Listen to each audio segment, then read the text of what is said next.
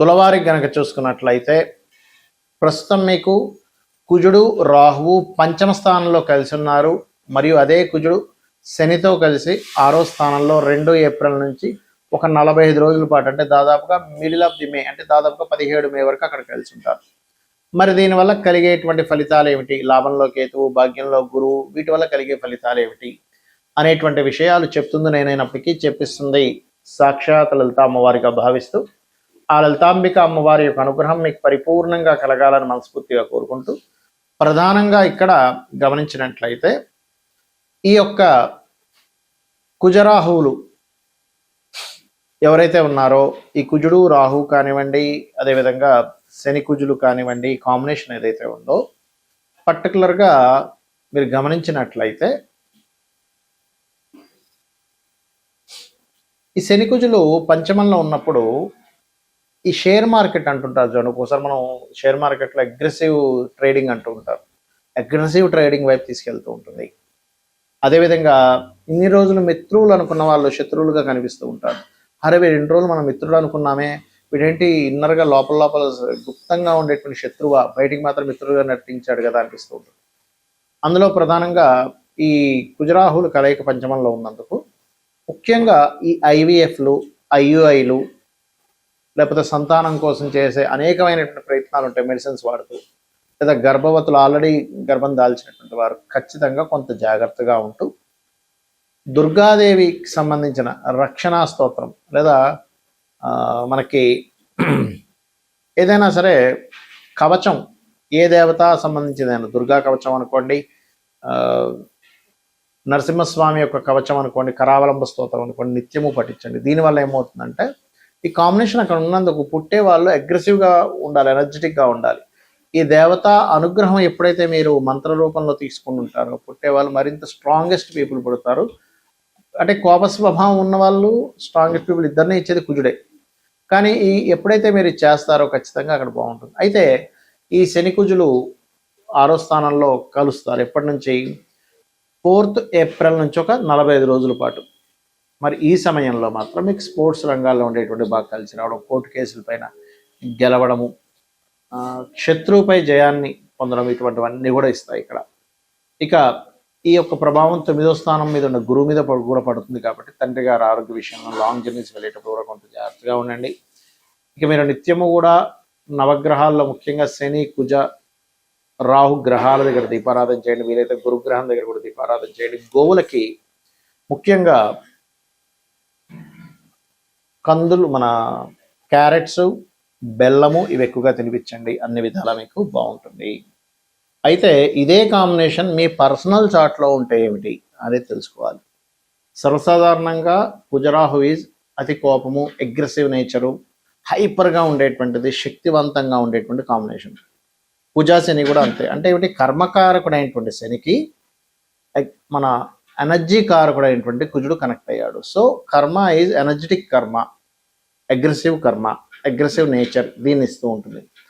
అయితే మరి అందరికీ ఈ యొక్క కాంబినేషన్ అనేటువంటిది ఇబ్బందే ఇవ్వాలా ఏమిటి అంటే ఇక్కడ మనం ఒక్కొక్క దాన్ని బట్టి చూసుకోవాలి. ఉదాహరణకి లగ్నంలో ఉన్నాడు అనుకోండి కాంబినేషన్ మీకు, అప్పుడు వాళ్ళ జీవులు అంటే వాళ్ళ యొక్క తత్వం అనేటువంటిది కంప్లీట్గా కొంత చిన్న చిన్న విషయాలకి అగ్రెసివ్నెస్ రావడము. హెల్త్ పాయింట్ ఆఫ్ వ్యూలో చూసుకుంటే కనుక ఈ యొక్క శని కుజులు కానీ కుజరాహులు కానీ ఉన్నప్పుడు కొంచెం బీపీ లెవెల్స్ పెరగడం ఇట్లాంటివి ఇస్తూ ఉంటుంది. ఇది ఒక్కొక్కసారి లగ్నాధిపతితో కలిసి ఉన్న లగ్నాన్ని చూస్తున్నా ఈ యొక్క కాంబినేషన్ ఇస్తూ ఉంటుంది, గుర్తుపెట్టుకోండి. అయితే ఇదే మనకి ఒకవేళ ధనస్థానంలో ఉంటే ఇక్కడ 2 విషయాలు చూసుకోవాలి. ఎలాగా అంటే ఒక్కొక్కసారి ఎవరైనా పవర్ జనరేటింగ్ రిలేటెడ్ ధనయోగం, పవర్ రిలేటెడ్ సంబంధంగా ఎలక్ట్రికల్ స్టవ్స్ కానీ, ఎలక్ట్రికల్ వస్తువులు కానీ, ఎలక్ట్రికల్ బ్యాటరీస్ తయారు చేసే ఇలాంటి వాటి ధనయోగాన్ని ఇస్తుంది ఇక్కడ. కాకపోతే కుటుంబ సభ్యులతోని ఇబ్బంది అనేటువంటిది ఇస్తుంది. అదే మూడ్లో ఉంది ఈ కాంబినేషన్. మళ్ళీ చెప్పని కాంబినేషన్ ఒకసారి గుర్తుపెట్టుకోండి. కుజరాహు కానీ లేకపోతే కుజుడు శని కానీ గుర్తుపెట్టుకోండి. సో మూడ్లో ఉన్నప్పుడు మాత్రం కొంచెం అన్నదమ్ములతో గొడవలు ఇస్తుంది, కానీ మీకున్నంత ధైర్యం ఎవరికీ ఉండదు. అంత అద్భుతమైన ధైర్యాన్ని ఇస్తుంది. అయితే ఇక్కడ ఈ లగ్నానికి శుభులకి పాపులకి తేడా ఉంటుంది. ఎలా అంటే ఇప్పుడు ఈ కాంబినేషన్ ముఖ్యంగా కుజుడు ఎన్ని డిగ్రీల్లో ఉన్నాడు, రాహు ఎన్ని డిగ్రీల్లో ఉన్నాడు, ఆ లగ్నానికి కుజుడు శుభుడా రాహు శుభుడా, లేకపోతే కుజుడు శుభుడా శని శుభుడా అనేటువంటిది కూడా చూసుకోవాలి. ఎవరు ఎవరిని క్యాప్చర్ చేశారు, ఆ క్యాప్చర్ని బట్టి మీకుండే లగ్నాన్ని బట్టి కూడా చిన్న పిసర ఆ తేడా అనేటువంటిది వస్తుంది. అంటే ఒక గొడవ జరిగినప్పుడు మీకు లాభం కలగాల నష్టం కలగాల అనే దాని మీద ఆధారపడుతుంది. సో ఈ 4వ స్థానంలో ఉన్నదనుకోండి ఎవరికైనా కుజుడు రాహు కానీ లేకపోతే కుజుడు శని కానీ, అప్పుడు వారికి ఏంటంటే వాళ్ళు ప్రాపర్టీస్ తీసుకునేటప్పుడు వాళ్ళ పేరు మీద తీసుకోకూడదు.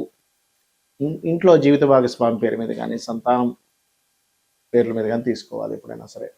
ఎందుకంటే ఇక్కడ ఈ కాంబినేషన్ ఒక్కొక్కసారి కొన్ని చూడండి మోసపోవడాలు లేకపోతే కొన్ని గొడవలు జరగడాలు ఈ ప్రాపర్టీ మీద ఇస్తూ ఉంటుంది. ఇక పంచమం అయితే సంతానంతో కొంత గొడవలు ఉంటుంటాయి, అదేవిధంగా ఫ్రెండ్స్తో గొడవలు ఉంటాయి, షేర్ మార్కెట్ మూలంగా వీళ్ళు ఇబ్బంది పడతారు అనేటువంటిది అర్థం చేసుకోవాలి.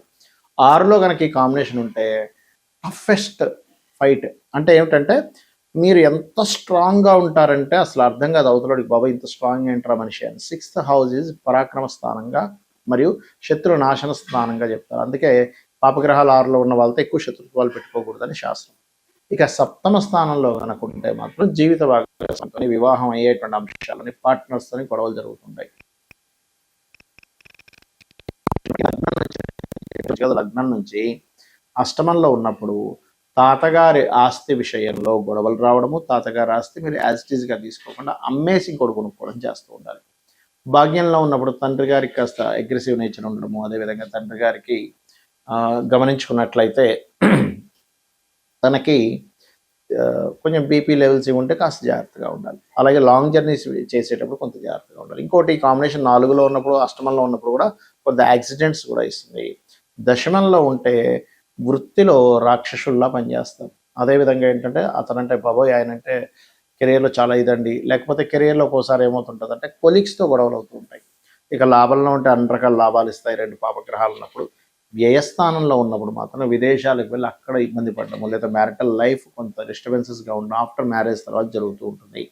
అదేవిధంగా తండ్రి గారు ఆస్తి పరంగా కూడా చూసుకుంటాం 12వ స్థానం అనేటువంటిది. అయితే ఇక్కడ మీరు అర్థం చేసుకోవాల్సిన విషయం ఏంటి అంటే ఇటువంటి కాంబినేషన్ మీ పర్సనల్ చార్ట్లో ఉంది, వెంటనే భయపడిపోవడం కాకుండా మీకు అసలు ఆ దశలు వచ్చాయా లేదా చూసుకోండి. ఆ మహాదశలు అనేవి రాకుండా ఏదో అయిపోతుందేమో, అమ్మో ఏదో మనకి కాంబినేషన్ ఉంది కాబట్టి అని అనుకోకండి. ఒకటి మహాదశలు అంతర్దశలు రావాలి. మహాదశ లేదు చిన్నప్పుడే అయిపోయింది, దాని ప్రభావం ఉండదు, పాయింట్ నెంబర్ 1. రెండవది అక్కడ అసలు అది యాక్టివ్ అవ్వదు ఒక్కోసారి, అంటే పోర్ట్ఫోలియోస్ ఏది కూడా దానికి కనెక్టివిటీలో ఉండవు.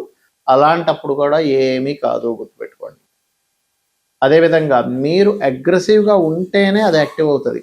మీరు అగ్రెసివ్ నేచర్ తగ్గించుకుంటే కూడా అది యాక్టివ్ అవ్వదు, గుర్తుపెట్టుకోండి. ఫర్ ఎగ్జాంపుల్ 3లో ఉంది, కమ్యూనికేషన్స్ ద్వారా గొడవలు రావాలి, కానీ మీరు దాన్ని అర్థం చేసుకొని అస్సలు మీరు అగ్రెసివ్ నేచర్ని అసలు ప్రదర్శించకుండా చాలా కూల్గా సిచ్యువేషన్స్ అర్థం చేసుకుని ఉంటే అది యాక్టివ్ అవుతుంది. ఎప్పుడు కూడా మన యొక్క యాక్టివిటీస్ మీద గ్రహం యాక్టివ్ అవుతుంది, గుర్తుపెట్టుకోండి. మనం ఒక పని చేసి ఆ కర్మ తగ్గట్టుగా గ్రహం యాక్టివ్ అవుతుంది, అది మెయిన్గా గుర్తుపెట్టుకోవాలి. అలాగే మరి దీనికి పరిహారాలు ఏమిటి?